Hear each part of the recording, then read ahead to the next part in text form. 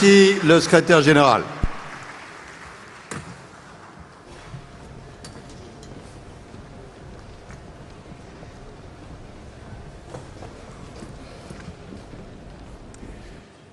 Monsieur le Président de la République française, Monsieur le secrétaire général des Nations Unies, Mesdames et Messieurs les chefs d'État et de gouvernement, Mesdames et Messieurs les délégués, la semaine dernière, sachant que j'allais présider cette COP21, toutes les personnes que j'ai rencontrées m'ont posé la même question. La conférence de Paris sera-t-elle un succès? La première condition du succès, elle est déjà remplie, et elle est grâce à vous. Vous êtes 150 chefs d'État et de gouvernement rassemblés ici, ئەوش ئەوەیە کە ئێوە ئامادەیەوە ئاماژەی ئەوەیە کە ئێمە دەتوانین سەرکەوتن زیاتر لە 150 سەرکردە و سەرکۆزیرانی جیهان لێرە بوونیان هەن کاموان لێرەن هەروەها لەم کۆنفرانسەشدا هەزاران شاند و بەشدارانی کۆمەڵگای مەدەنی لێرەدا بوونیان هەیە کە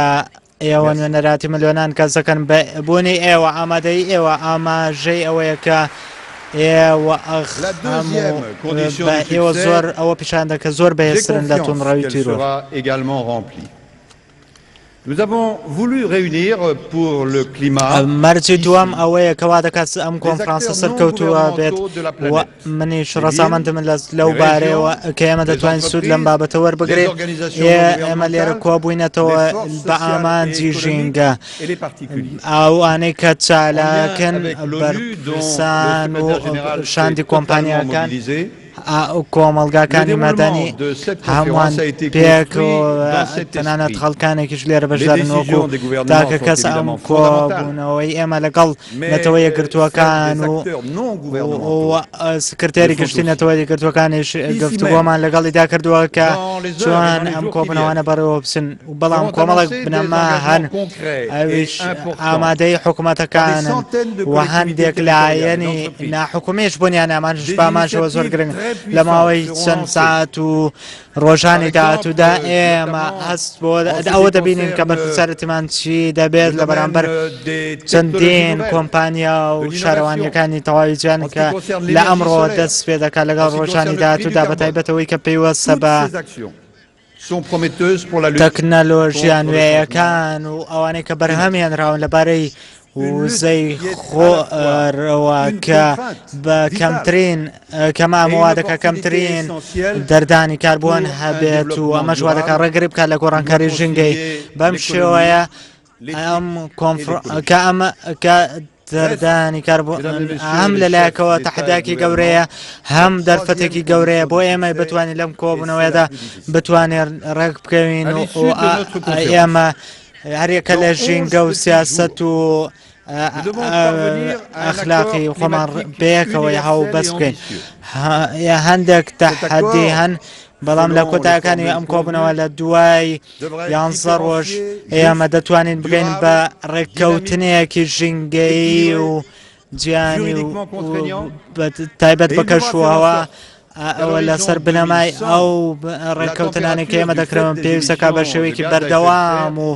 دادوەرانە و هاوسەنگانە هەروەها ئێمە دەبێت لە بەر ئەوەمان لە بەرچاو بێکە زیادبوونی ئەبێ ڕێگری بکەنەوەی کە لەم حاڵەتەی لە ئێستادا کایە پلەگەرمی لە تاڕادێکی زۆر بەرز بۆتەوە کە پێویستەکە ئێمە ڕێگری بکەین لەوە بەتایبەت لەلاەن ئەو ئەمەش پێویستی بە چەند مڕیاری تایبەت هەیە ئێمە ئێمە لە ڕابردوودا هیچ نەگەیشتم ڕێککەوتنێک لەم بارەوە بەڵام ئەم تەحەدیانەی کە هەن نوێنەرانی ئەو وەزیرەکانی ئێوە هەموو نوێنەران نامانەوێت کە ڕێگری بکەین لە کاتی دانیشتەکان و پێویستەکە بەردەوام گفتوگۆ بکەین بۆ ئەوەی بگەینە ڕێککەوتنێک من وەکو سەرۆکی ئەم کۆنفرانسە من بەردەوام گفتوگۆکەم لەگەڵ هەمووان و بە شێوەیەکی بێلانەوەنە مامەڵاکەم و هەوڵ دەدەین بۆی بگەینە ڕێککەوتنێکی ئەو بەش ئاماژەی ئیجابی زۆر هەن لە سەرەتاوە ئەویش هۆشیاریە کە زۆر کاریگەریە بێ بۆ ئەوی بتوانین بگەین ڕێککەوتنێک لەبارەی گۆڕانکاریی ژینگەوە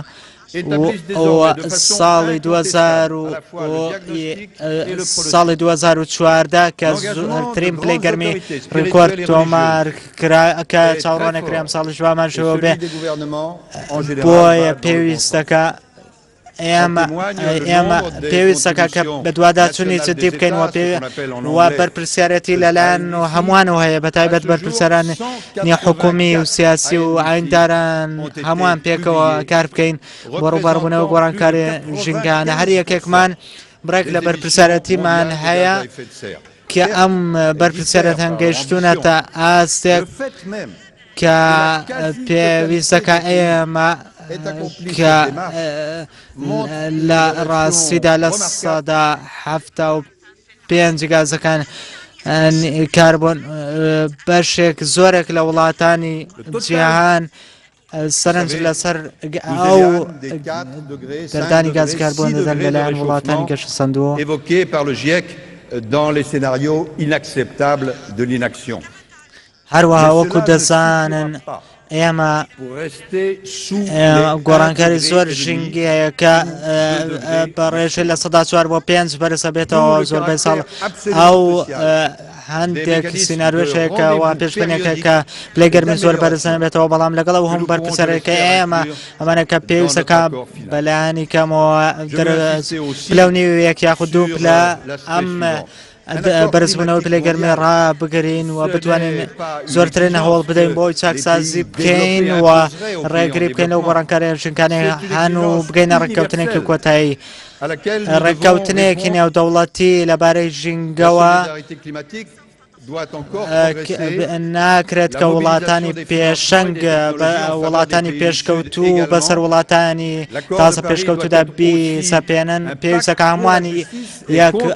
بڕیار بین هەمووان پەیوەست بین و بە شێوەیەکی هاوسەنگ و دادوەرانە ئەم کار بکەین کە هەموو وڵاتانی جیهان بتوانن ئەو ڕێککەوتنە بهێنەتی ڕێککەوتنەکەی پاریس پێویستە بە دادوەرانە بێ l'impulsion politique indispensable et que vos interventions soient si fortes qu'elles interdisent toute autre issue que le succès.